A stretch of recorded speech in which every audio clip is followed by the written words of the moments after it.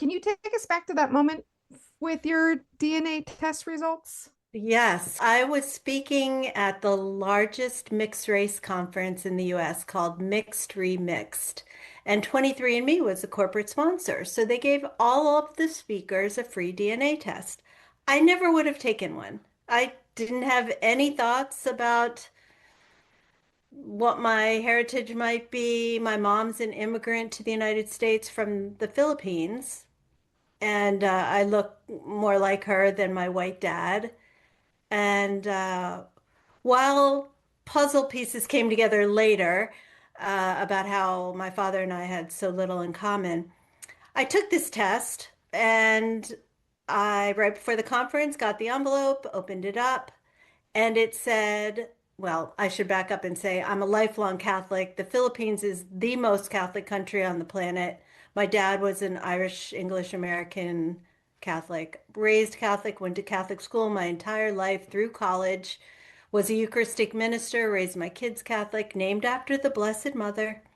I opened the envelope and it says you're half Southeast Asian and half Ashkenazi Jew. And I looked at the addressee because I thought, there's no way. This I can't don't be even mine. know very many Jewish people. Like even the neighborhoods I grew up in, everything I did, I was surrounded by Catholic people. And it was a huge part of my identity. And so I just stood in my kitchen in disbelief. I thought there must be a mistake. I Googled how often are there errors, like testing errors. Found out it's pretty small.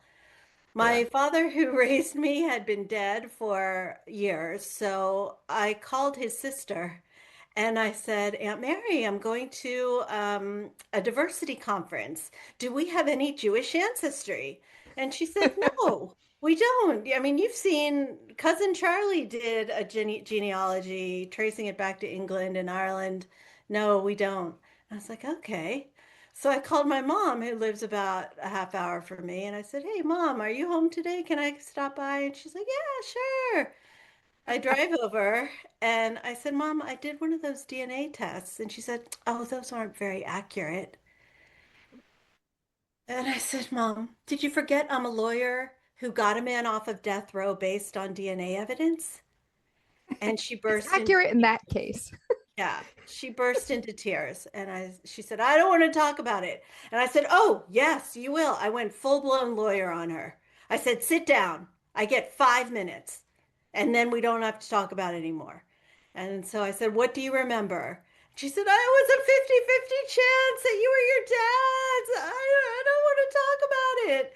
And I said, Well, you're going to talk about it. You're going to tell me anything you know about this other man who apparently is my biological father. I said, What's his name? She says, I don't know. It was one night. I'm like, What? And she said, I was flying back to the Philippines to tell my parents I was going to marry your dad. I stopped in Seattle to visit my cousin who was in university there. We went to a party and not going to talk about it. And I'm like, oh, yes, you are. And what happened? And she's like, well, I met a man. And I'm like, so he was a student at the university? She's like, yeah, I think so. I'm like, you don't know, do you? And I said, he was an English professor in a student of literature. That would make so much more sense in my life. And she said, yeah.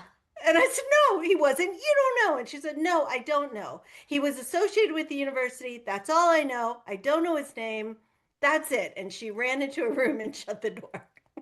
So how old were you at this point, Maria? 53. 53. And you're standing there with your mouth open going, Yeah. what the And heck? she comes back out and acts like nothing happened. Right. Like, It doesn't and matter. yeah. And she's like, don't tell anyone. And I said, okay. I'm going to find him. If he's alive, you know I'll find him. And do you want me to tell you if I find him? And she said, no, don't talk about it with me anymore. Mm, mm.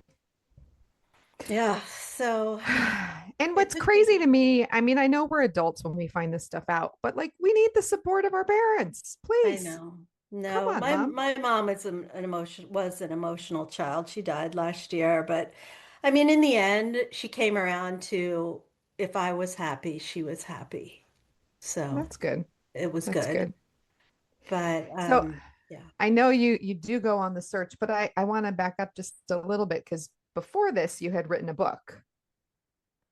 Yes, I wrote a book called 50 After 50, Reframing the Next Chapter of Your Life. And I did do a chapter about genealogy. And in the manuscript, I talked about what I found out. And she begged me and cried and said, please don't be public about this. And the book was published in 2018. And out of respect for her, I didn't exactly say what I found out. I talked about Madeleine Albright discovering her Jewish ancestry and how people find out all these things, but I didn't tell my story then. And I did a book tour and I didn't talk about it. And then I started a book solely on DNA test surprises and consequences as a lawyer of taking these tests that are marketed as fun holiday gifts without sufficient warning, in my opinion. Yeah, definitely not enough warning on opening Pandora's box. Yeah. So you wrote 50 After 50 already having had your surprise. Yeah, I did. And it was hard for me to leave out this part. But the way I made sense of it was I could do really thorough research, which I did. And I have another book coming out in December called Before and After the DNA Test.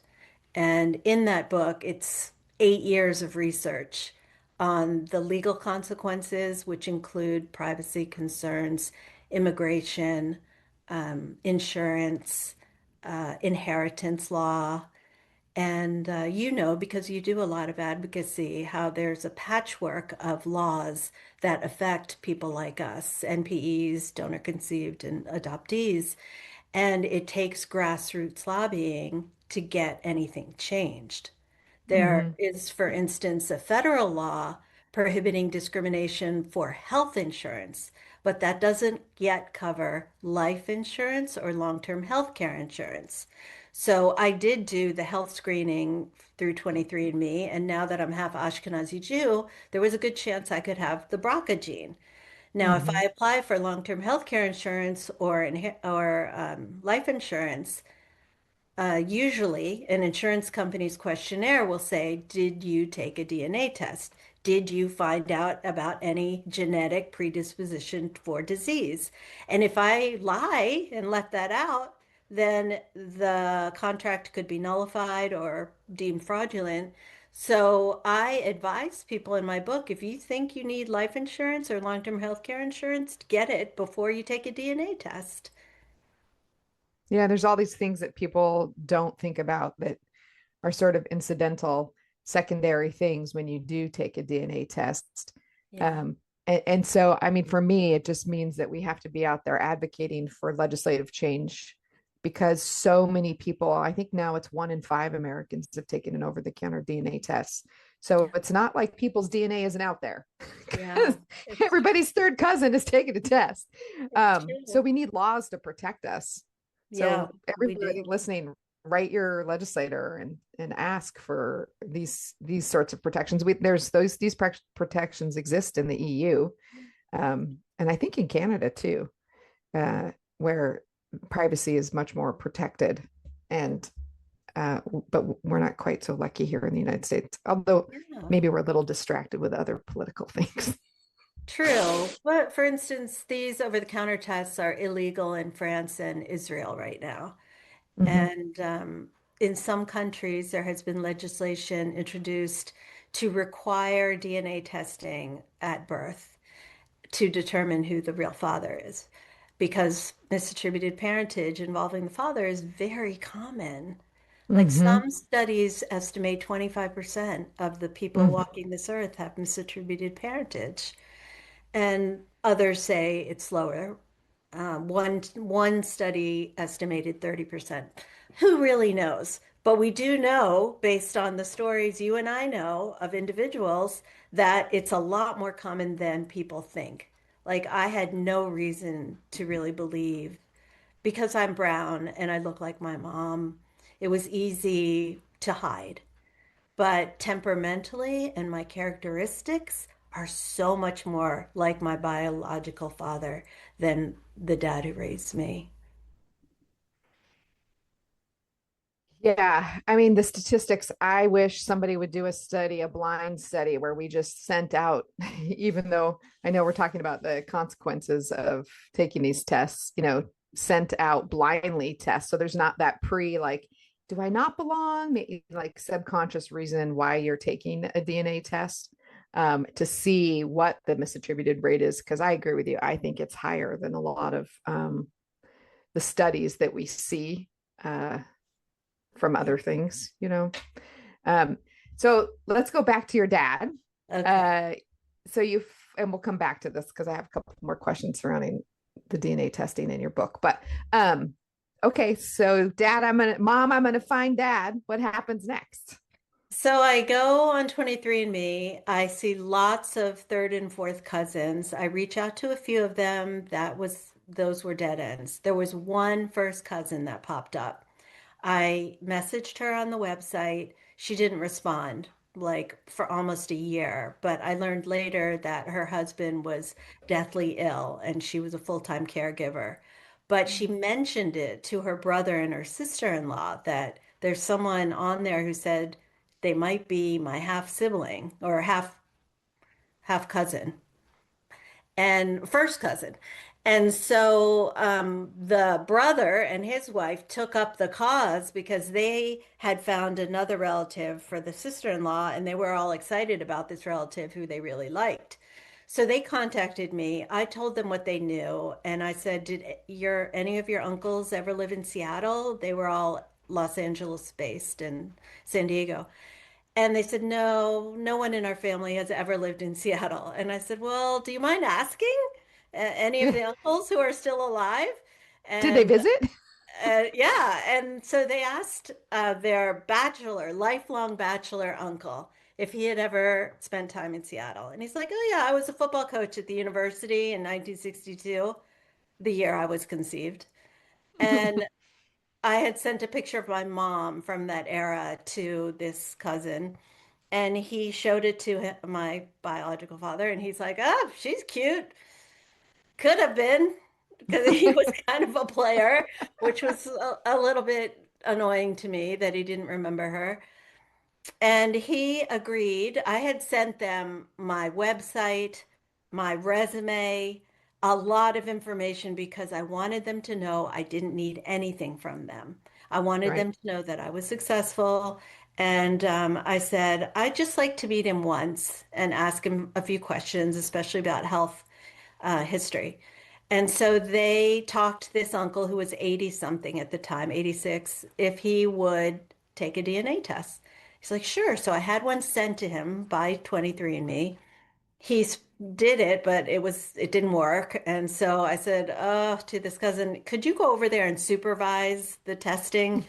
And so we did a second test. He did it. It was 100% match that he was my biological father. So he calls me.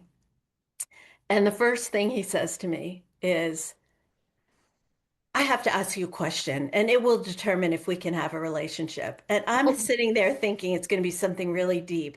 And he goes, did you vote for Trump? I said, I didn't vote for Trump. He's like, okay, let's talk then. He has a really good sense of humor. And it turns out that he was an actor on the big and small screen in multiple TV shows and movies I'd watched as a child. Like he was the police who arrested Sally Fields in the Norma Ray movie, pulls her off of the table where she's Mm. calling for unionization. He plays a lot of cops in Columbo and Matlock, taxi drivers. He was a slave in Spartacus next to Kirk Douglas. And so I just rewatched a lot of the movies and TV shows to see him. And Was that weird? weirdly, oh my gosh, it's so weird. And what's really weird is even though I look Latina, I mean, people talk to me in Spanish every week on the street, but our features are similar. I have the same shaped eyes. I have the same dimples under my chin or on my chin that most people don't have. We have the same smile, the same tooth out of place, like all kinds of weird physical characteristics to a white Jewish man. And so I flew out to San Diego where he lived and I met him and it was delightful. I mean, it's slightly awkward. This is awkward. The situation is awkward, but he is a very warm man. He was so interested in my life and my kids. My son is an actor, so my son actually had lunch with him a couple times, which was so fun to see them talking about their craft and about Hollywood. And we had almost 9 years together. I flew out to San Diego once or twice a year. We talked weekly and then monthly for most of the 9 years we had. I called him Pops. Um, he was so funny and well traveled and well read, and I really grew to love him, but more like a kindly uncle. Like he's never Mhm. going to really be my father.